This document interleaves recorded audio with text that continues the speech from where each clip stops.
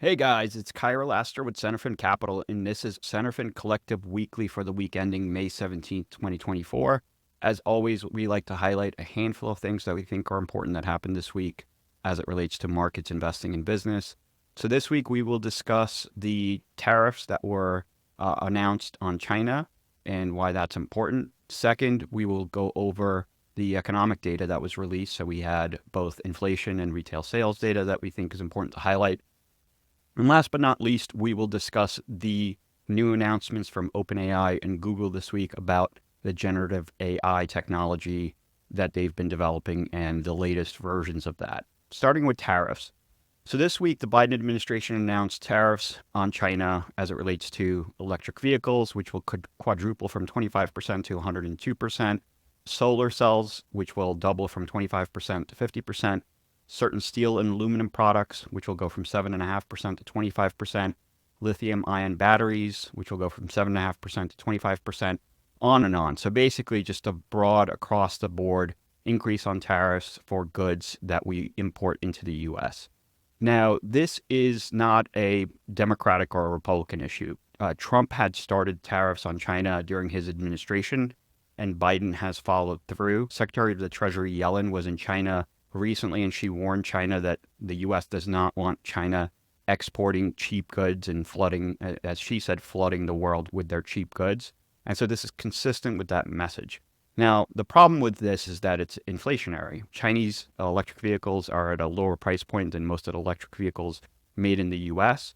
And this is obviously done to protect domestic industries. But at the end of the day, the effect it's going to have is just higher prices for the consumer. Now, it's very much in line with this theme that we've talked about on a broader basis of the change in the world order between the Western and Eastern worlds, right? Ever since the Trump administration, and it's continued in the Biden administration, the relationship between the U.S. and the Western world and China and Russia and the Eastern world has continued to change. For many decades before that, we had the benefit of effectively importing manufacturing cheap labor from China and cheap energy from Russia.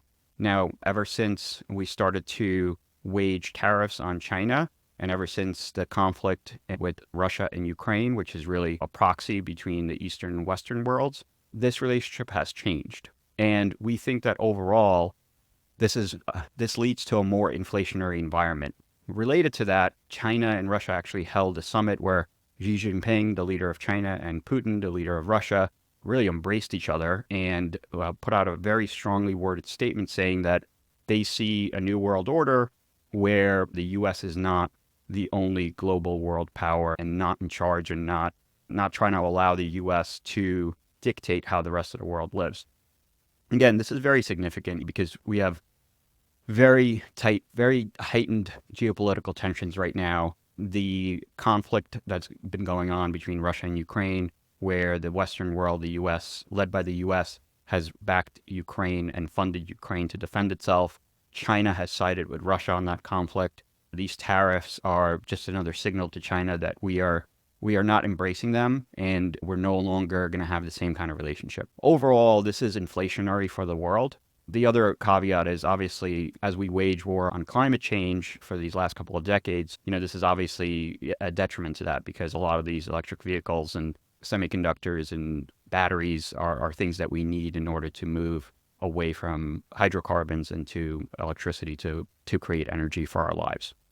Something to keep an eye on, part of a broader trend that we've discussed before, and we think it's very important and it will continue to be important. Next up, we have economic data. So we had both CPI, which is the PPI, and CPI, which is reading on inflation, and we had retail sales. PPI came in high, which is the producer price index, but then CPI came in slightly lower. The market chose to focus on the positive elements about declining parts of inflation readings in PPI and the fact that CPI came in a little bit lighter. The read through to the PCE, which is the Fed's preferred measure of inflation, was positive as well. And so the market rallied on both a hot PPI number and a lower than expected CPI number. And then importantly, retail sales came in lower than expected. They came in at basically flat month over month versus 4 expected. The control group, which excludes autos, gas, and building materials, was actually down 0.3%. That is a truer expression of consumption. Obviously, the consumer is almost 70% of the economy. And so as long as the consumer stays strong, the economy should stay relatively strong. We're always monitoring how the consumer is doing. Related to that, Walmart came out with earnings later in the week, and they were actually very strong. They were up 3.8% year over year. And the management made a comment that this was not inflation driven, because if you remember, inflation is running at around between 3 and 4%. But they basically said that unit growth was 3.8%, and the average order was actually down a little bit. Why that's important is because it seems like what that means is the consumer remains strong. There might be a little bit of a trade down from the higher end consumer to a lower end retailer like Walmart. And this is something that management also commented on. Importantly, e-commerce was up 24%.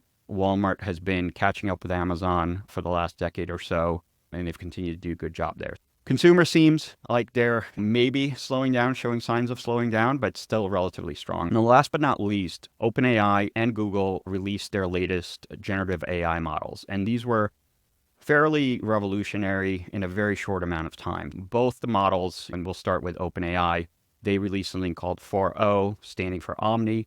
It's a modal model, which means that you can feed not just text and voice, which you could do before, but also videos, files, and audio files and images. That is a pretty significant development because it significantly increases the types of use cases that you can use these models for.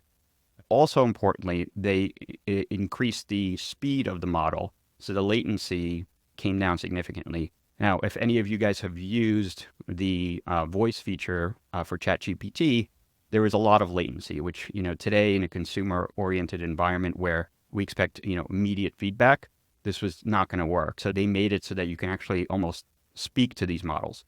And they actually added a bit of emotion to their model, so it speaks with emotion, which is pretty cool. It's very lifelike.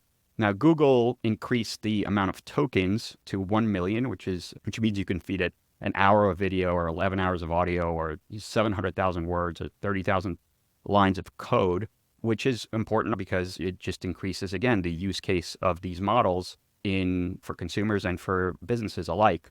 They also announced they're integrating Gemini, which is the name of their model, into their products like Gmail. And the use case that they outlined was something called Astra, which is an assistant or an agent, as they refer to it, which is basically something you can use to help you in your day-to-day. You can use it, for instance, to return something that you ordered online without actually having to take the steps to do it yourself.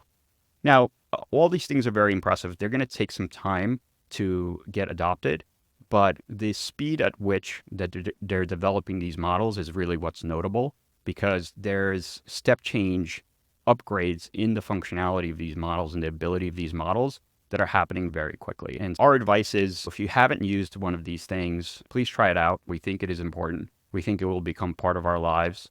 We think the obvious first use case is somewhat of an assistant to help you in your day-to-day. And this could be used obviously personally or professionally. So that's all we got for this week.